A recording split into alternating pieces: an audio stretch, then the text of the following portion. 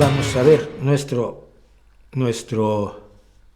capítulo de hoy de cosas que sabemos, dedicado, por cierto, decíamos, a doña Frances Oldham Kelsey, y volvemos en unos minutinos. Su compromiso con el método y el rigor de la ciencia llevaron a una revolución que ha beneficiado a todos los consumidores de medicamentos en los últimos 50 años.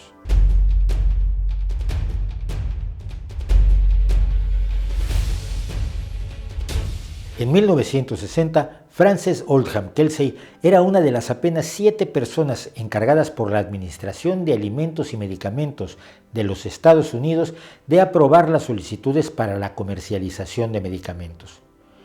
Llevaba apenas una semana en su pequeña oficina cuando le llegó la solicitud de un nuevo medicamento, el Kevadon, un tranquilizante y analgésico dirigido a tratar las náuseas matinales de mujeres embarazadas, y ella se rehusó a aprobar el producto, cuyo nombre técnico era talidomida, por falta de estudios y datos. La canadiense de entonces 46 años no era una simple burócrata. Nacida en Vancouver en 1914, había estudiado farmacología en la Universidad de McGill en Montreal y después entró como estudiante de posgrado al nuevo departamento de farmacología de la Universidad de Chicago, donde el investigador E.M.K. Gehling la aceptó pensando que era un hombre que escribía mal su nombre, Francis. Frances era asistente de Gehling cuando este fue encargado de averiguar las causas de 100 muertes relacionadas con el llamado elixir sulfanilamida.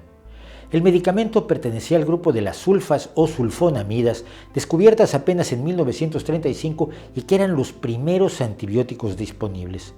La penicilina, ya descubierta por el escocés Alexander Fleming, no llegaría al mercado sino hasta 1945. Gehling descubrió que la causa de las muertes era el glicol dietileno utilizado para disolver la sulfanilamida. Nadie sabía hasta entonces que el glicol dietileno era tóxico. El resultado de este estudio fue la primera legislación estricta sobre la autorización de medicamentos, alimentos y cosméticos en los Estados Unidos. Frances obtuvo su doctorado en farmacología a los 24 años con un interés especial en los factores responsables de las malformaciones genéticas y se quedó en la universidad como profesora y realizando sus estudios de medicina. Después de esto fue editora de la Asociación Médica Estadounidense, evaluando los testimonios que los médicos escribían sobre determinados medicamentos, donde identificó a algunos médicos que hacían de redactores a sueldo de los laboratorios y siempre daban testimonios favorables. Pasó a trabajar a la Universidad de South Dakota de 1954 a 1960 y de allí pasó a la FDA y a su encuentro con la talidomida. Este medicamento había sido desarrollado en 1954 por los laboratorios alemanes Grünenthal GmbH y su uso se había autorizado en Canadá y en más de 20 países de Europa y África. La empresa estadounidense Richardson Merrell compró la licencia para producirlo y comercializarlo en Estados Unidos como tratamiento de las incomodidades del embarazo. Pero Frances Oldham notó que algunos de los médicos que daban testimoniales favorables eran los redactores a sueldos de algunos laboratorios que había conocido en su trabajo en la Asociación Médica Estadounidense. Un análisis más a fondo fue encendiendo alarmas sucesivas. Los estudios de toxicidad crónica del nuevo medicamento no habían durado lo suficiente. No había datos suficientes sobre cómo el cuerpo del paciente lo absorbía y cómo se deshacía de él. Los estudios en animales y los estudios clínicos no eran lo bastante detallados y la documentación era insuficiente y contradictoria. Solo como un ejemplo, en los estudios con ratas no se había encontrado que hubiera una dosis tan alta que fuera letal, y la sustancia no provocaba sueño en estos animales.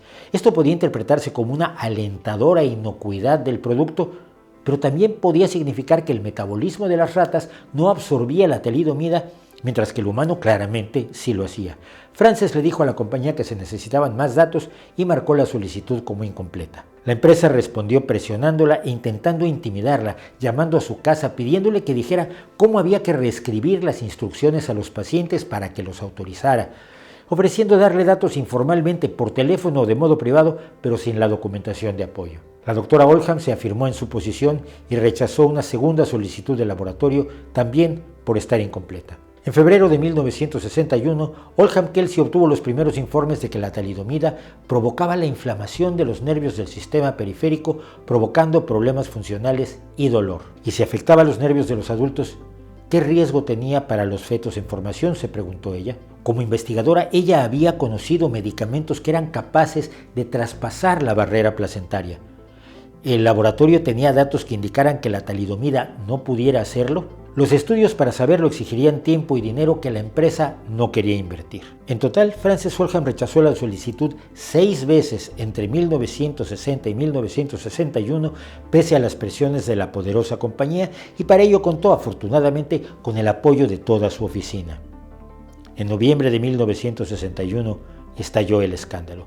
Numerosos defectos congénitos, principalmente graves malformaciones, producto del desarrollo incompleto de las extremidades, aparecían vinculados a la talidomida en Europa. El medicamento fue retirado del mercado alemán a fines de 1961 y a principios de 1962 Richardson Merrell retiró su solicitud para comercializarlo en Estados Unidos. De los más de 10.000 niños afectados en todo el mundo por la talidomida, solo 72 fueron estadounidenses, y esto se debió a la distribución experimental del producto por parte de la empresa. En 1962, Frances Oldham Kelsey recibió de manos de John F. Kennedy la medalla del presidente al servicio civil distinguido por su buen juicio y su valor al resistir las presiones corporativas. Frances siguió trabajando en la FDA hasta 2005, cuando se retiró a los 90 años de edad.